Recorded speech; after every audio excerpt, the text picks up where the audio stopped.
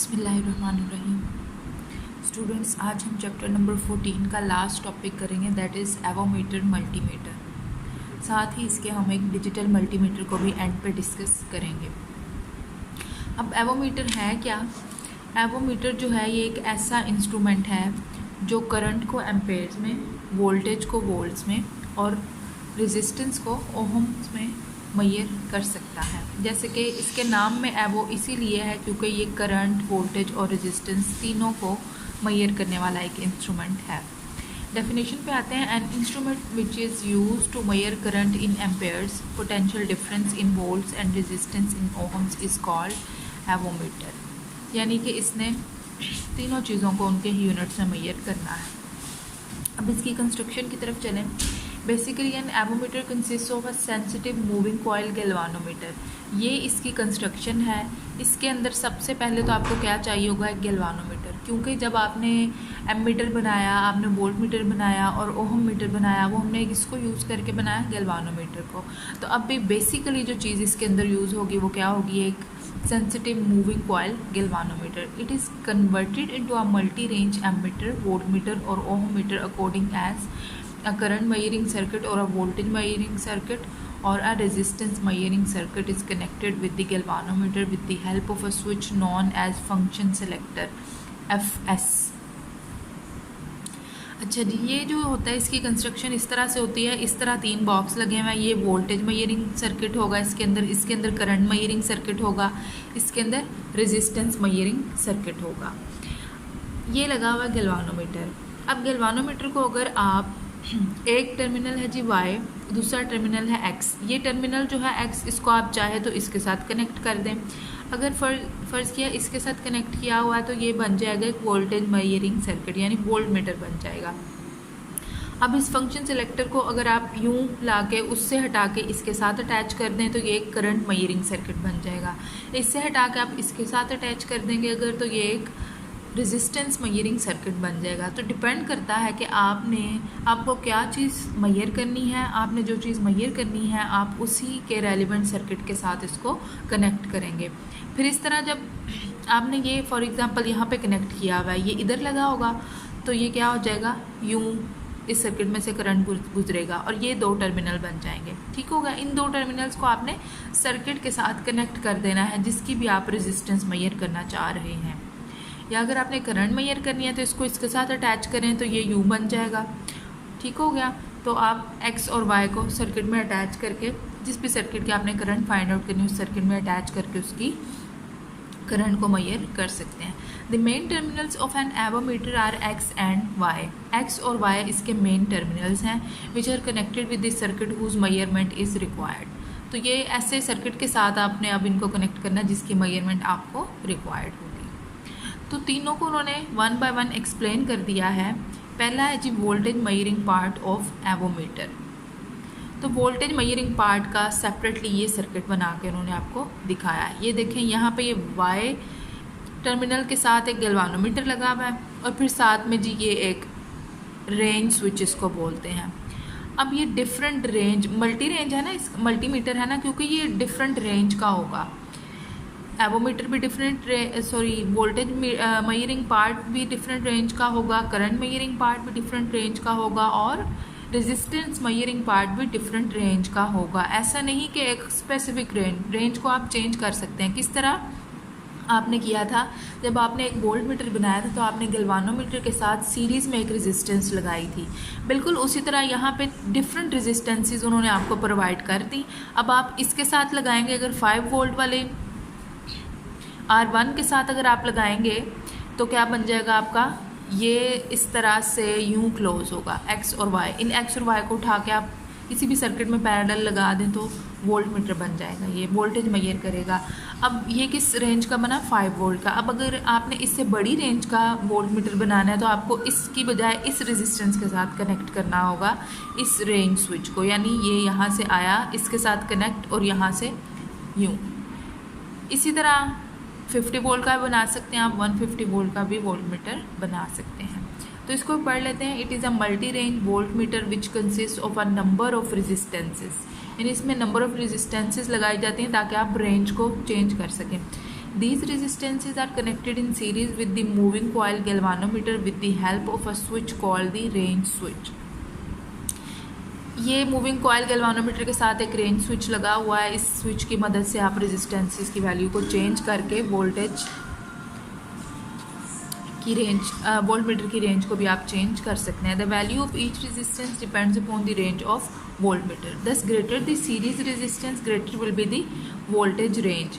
यानी कि जितनी बड़ी रेंज की रेजिस्टेंस लगाएंगे इस गैल्वानोमीटर के साथ सीरीज़ में उतनी बड़ी रेंज का वोल्ट मीटर बनेगा. Avometer also measures the alternating voltage. Alternating voltage को भी ये मेजर कर सकता है, बट कैसे? The AC voltage is first converted into DC voltage bye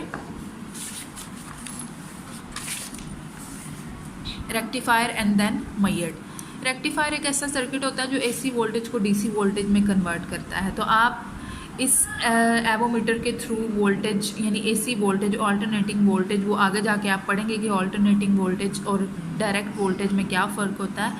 तो ये ऑल्टरनेटिंग वोल्टेज को डायरेक्ट में कन्वर्ट करके भी मेजर कर सकता है. अच्छा जी, नेक्स्ट है current measuring part of avometer. It is usually a multi range ammeter which consist of a number of low resistances connected in parallel with galvanometer. अब जब आपने एमीटर पढ़ा था आपने देखा कि आपने एक शंट रेजिस्टेंस पैरेलल में लगाई थी गैल्वानोमीटर के साथ और फिर उस पूरे सर्किट को उठा के सीरीज़ में लगाया था आपने सर्किट के अंदर, जिस सर्किट की आपने करंट मेजर करना होगी. तो अब चूँकि आपने डिफरेंट रेंज के एमीटर प्रोवाइड करने हैं तो आप क्या करेंगे, लो रेजिस्टेंसेस 3-4 यहाँ पे आपको शो की गई हैं. जितनी मर्जी लो रेजिस्टेंसेस आप लगा दें यहाँ पे पैरेलल में गैल्वानोमीटर के साथ. ये देखें, ये है जी वाई टर्मिनल, ये गैल्वानोमीटर लगा हुआ है. इस गैल्वानोमीटर के साथ सारी रेजिस्टेंसेस पैरेलल में लगी हुई हैं. अब आपका जो फंक्शन सेलेक्टर स्विच होगा उस स्विच के साथ आपको जो फंक्शन सेलेक्टर स्विच के थ्रू आपने क्या करना है, जिस रेंज का आपने एमीटर बनाना है उस रेंज की रेजिस्टेंस के साथ आप कनेक्ट कर दें. फॉर एग्जांपल मुझे चाहिए 50 मिली एम्पेयर का वोल्ट मीटर, तो मैं क्या करूँगी, इस स्विच को यहाँ कनेक्ट करूँगी. तो ये वाली रेजिस्टेंस जो होगी काम आएगी, सॉरी ये वाली, ठीक हो गया.